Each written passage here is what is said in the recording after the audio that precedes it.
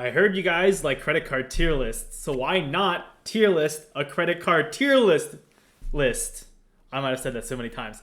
Basically, I'll be watching a couple tier list ranking videos, and then I'll rank them in my special tier list. So let's go ahead and live react to some of these videos. We'll start with Daniel Braun. He's a pretty popular credit card YouTuber. I kind of like him, so give him a follow if you like this content.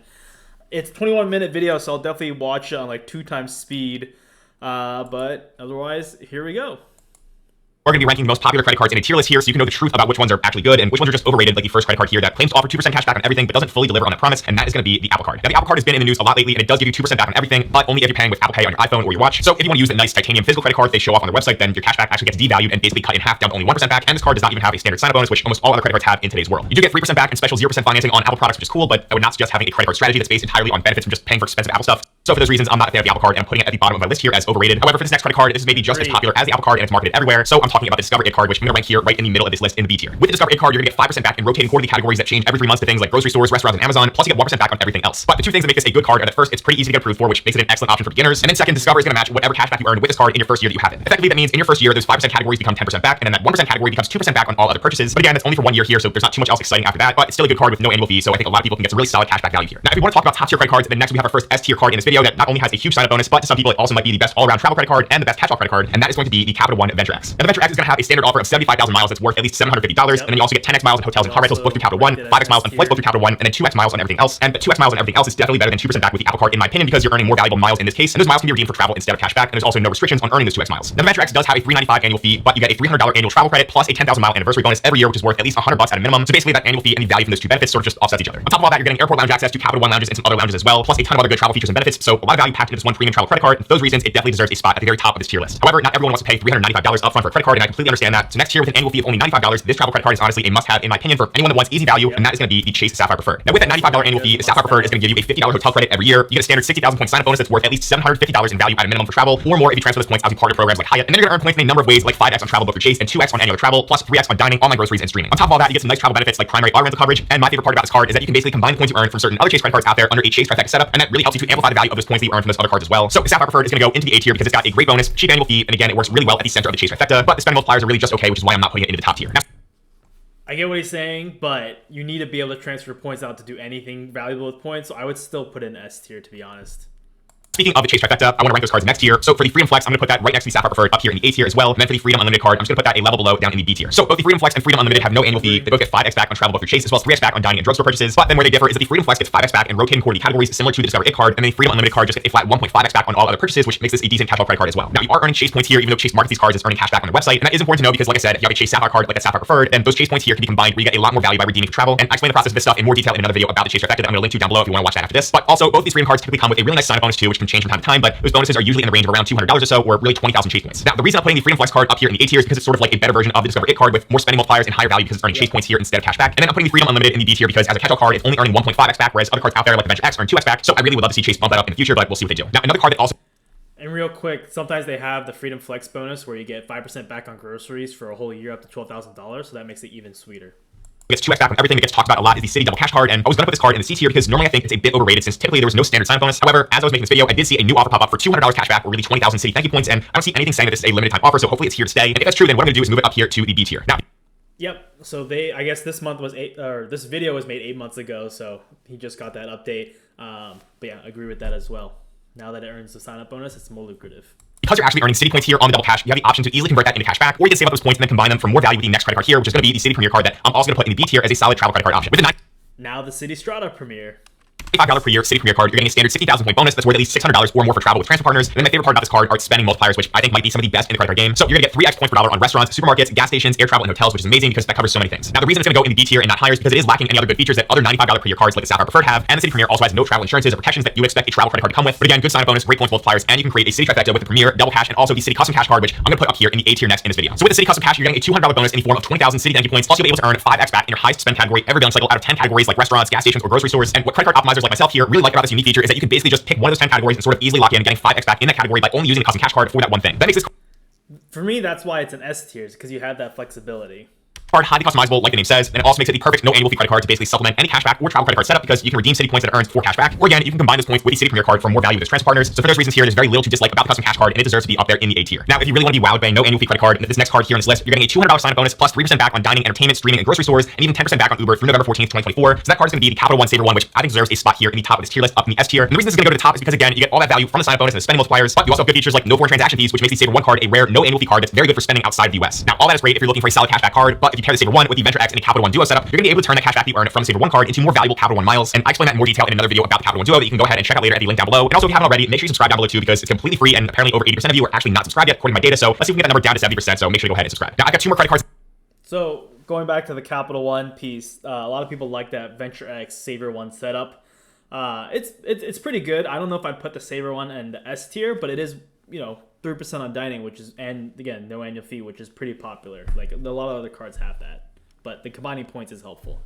Next year that also earn 3% back in a lot of good ways. So there's going to be the Blue Cash Everyday card from American Express as well as the Autograph card from Wells Fargo. These cards also both have no annual fee. If the Blue Cash Everyday, you're going to earn 3% cash back on groceries at US supermarkets, 3% back on US online retail purchases, and then 3% back on gas at US gas stations. Plus, you get a $200 saving credit as a bonus, as well as credits to partially cover the cost of the Disney bundle and Home Chef. However, this is a cashback card, and those 3% categories are also limited to earning 3% back on only up to $6,000 of spending in each category per year. So I wish there wasn't a spending cap like that, which is why I'm going to rank this one up here in the B tier. Then for the Wells Fargo Autograph, this card is going to give you a 30,000 point sign-up bonus that's worth $300 at a minimum. Plus, it's going to earn 3x points per dollar, which is worth at least 3% back in a bunch of different categories, including restaurants, travel, gas, transit, streaming, and phone plans. And there's been news out there that apparently trans partners are coming to the Autograph card pretty soon. So for me right now, So 8 months later, yes, they now have points. So I haven't ranked this card yet, but it's definitely going to be a little bit higher now that it has transfer partners. I put the Autograph card up here in the B tier, but honestly, it is kind of an underrated card since a lot of people don't like Wells Fargo that much, even though it is a really good card, and Wells Fargo seems to be working on bringing out new travel credit card products in the near future as well. Now, next year, I got 2 cards that I get mail offers for all the time and had to include for fun because it's honestly kind of laughable how bad they are. So that would be the luxury card, Gold and Black MasterCards. The Gold MasterCard has a $9.95 annual fee, and the Black MasterCard costs $4.95 per year, and they're made out of metal, so that's all cool here, but they've got no sign-up bonus. They're basically just cashback cards that earn 1.5 to 2% back, so there's no way you're pretty much ever going to justify paying those huge annual fees. So I think they just try to get people to sign up thinking they're these luxury cards or something with these mail offers, but definitely avoid these cards because they're going to go down here in the D tier. Next, we've got the Amex Green card, which I'm going to put over here in the C tier as a bit overrated in my opinion, which might be controversial. And that's because for a card that has a $150 annual fee, the value that you're getting just doesn't quite feel like it's there. You're going to be able to earn 3x points per dollar on travel, transit, and dining, which does include a lot of things here, especially if you live in a city and you're spending on a wide variety of travel expenses. But there's plenty of no annual fee cards that also get 3x on dining, and you have to spend a lot on travel and transit just to basically break even with the annual fee. Now, you do get a standard 40,000 point sign-up bonus on the green card, but that's still not a great offer compared to other Amex cards out there, or even other cheaper cards in the market that have 60,000 point sign-up bonuses. And then there's not too many other features and benefits other than a clear credit. So yeah, for me, the green card is just kind of below average and belongs down here in the C tier until Amex updates it or something like that. Now, another card that's popular, but I don't really recommend that much, is going to be the Capital One Quicksilver card, which I'm also going to put over here in the C tier. This is a very good beginner card that's usually pretty easy to get approved for. It's got a decent $200 bonus, plus it gets 1.5% back on everything and has no foreign transaction fees. However, it's just a simple 1.5% cashback card at the end of the day, and with that new $200 bonus on the City Double Cash, you're going to be better off getting 2% back on everything with that card there instead of 1.5% back on the Quicksilver. So again, it's a good card for beginners, but not good enough compared to the competition.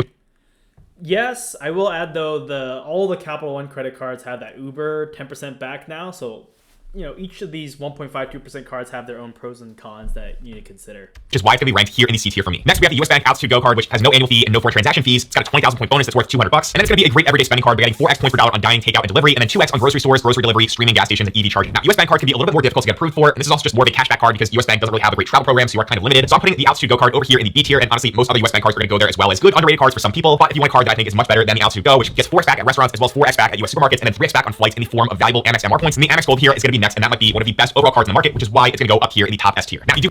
Yeah, I wonder what he thinks now with the white gold and the new transition with the more expensive fee. Is it really an S tier? Is it really a keeper? I think, again, it depends on the person. Have a $250 annual fee, but you get up to $240 in annual Uber and dining credits that can help a lot of people to offset that fee. Plus, I personally think that American Express has some of the best offers out there with different retailers that typically save me at least $50 to $100 extra every year with this card. You can also find nice welcome bonuses on the Amex Gold that are typically in the range of 60 to 75,000 points, worth at least $600 to $750. But the top 2 things about this card are that it's so great with food spending with its 4x point multipliers, and then those points can be redeemed for travel for a lot of value with transfer partners because American Express partners with some of the best partner programs. Now, just like most credit cards, the Amex Gold is not going to be perfect for everyone, so make sure you go ahead and check out my full 3-year review I did on the Gold card and my experience with it. But I want to move on next year to the Amazon Prime Visa card, which is going to be another card with no annual fee. This one gives you a $100 Amazon gift card as a bonus immediately once you get approved. You get 5% back on Amazon Whole Foods and Chase Travel, plus 2% back on gas, restaurants, and local transit and commuting. So with all that there, plus no foreign transaction fees as well, if you're into cashback setups or you just want to lock in getting 5% back on Amazon, and if you're a Prime member, this card's going to be a no-brainer must-have card, and it goes up here into the A tier. Now for some travel. Yeah, no, this is where we totally disagree. So many cards can get 5-6% back at different stores. You get Amazon gift cards, and boom, it's kind of the same thing.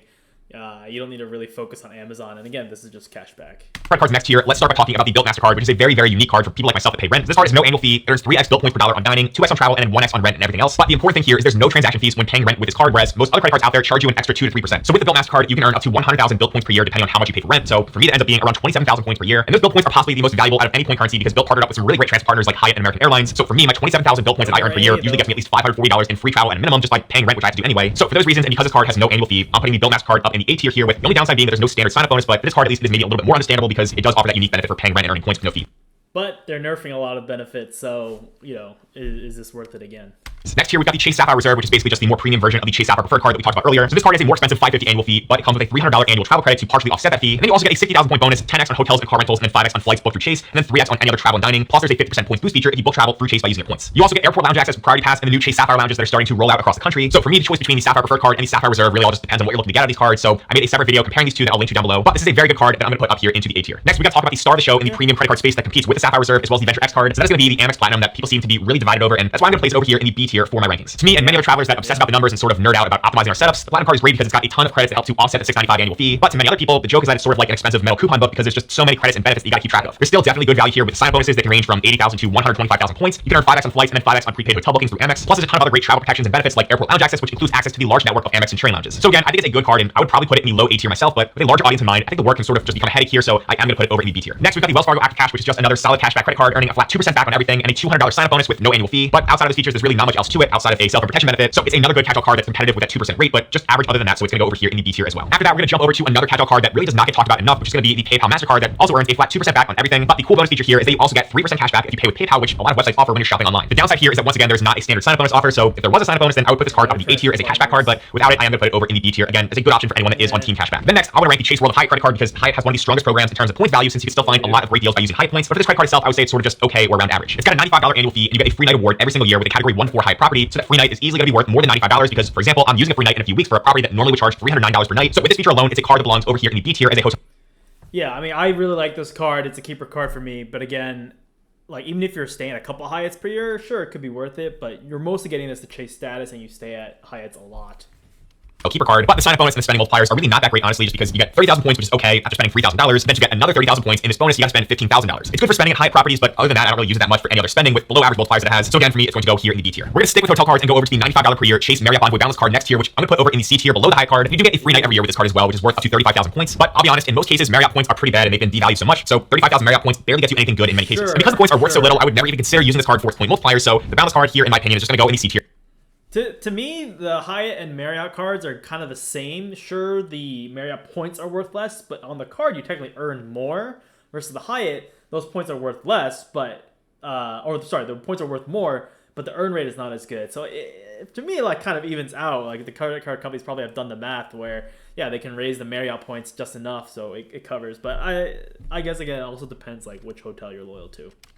Here because sign bonus can be okay since I did get a limited time offer of 5 free nights worth up to 50,000 points each, but other than that, I don't really think it's that great of a hotel keeper card. Now, for a more premium Marriott card with the Amex Marriott Bonvoy Brilliant, I'm gonna put this one a step above the Boundless over into the B tier, but only for somebody that stays at Marriott properties a lot because you're gonna get automatic Platinum Elite status, which gives you a free breakfast benefit that can save you some money over the course of a year. Plus, you get more upgrades, up to $300 in dining statement credits, and a free night worth up to 85,000 Marriott points, which actually can be valuable. But there is a big $650 annual fee, so again, you gotta analyze those benefits versus that cost and then look at how often you stay at Marriott's. But for me, this is a middle B tier card. We might as well jump over to a Hilton card as well here with one that I think most Hilton loyalists should look at, which is gonna be the Hilton Honors Aspire card from American Express, which has a $550 annual fee. But with that, you're gonna be able to buy your way to the top tier Hilton Honors Diamond status, which gets you upgrades, a food and beverage credit for stays, and then some other benefits like that. However, with the ability to basically buy status by getting this card, that means more people are going to have diamond status, so that might be less valuable than other top tier statuses with other hotel programs. You also get a really valuable free night award for use on any property, so a lot of people like to pick a more expensive hotel to get more value from this free night award. And there's also a bunch of other credits here on this card that can help you to justify that $550 fee. But again, I would say this card is only for Hilton people, so I am going to put it over here into the B tier. For airline credit cards from airlines like Delta, American, and United, I could try to rank each one of these individually, but honestly, what I would recommend is that people only get cards that make sense for what you fly the most. And I would say that most of them just fit into the B and C tier anyway, so I would really focus on earning flexible points currencies from banks like Chase, Amex, Capital One, and Citi first. That's because those points there, they just give you more options for redeeming them. Now, the problem with ranking all these credit cards is that it can be really tough to pick out which ones you should get together that's going to create the best setup for you and give you the most value. So that's why I went ahead and made this video over here on the only 5 credit cards you need, so definitely go ahead and check it out next. But as always, thank you so much for watching, and I'll see you in the next one.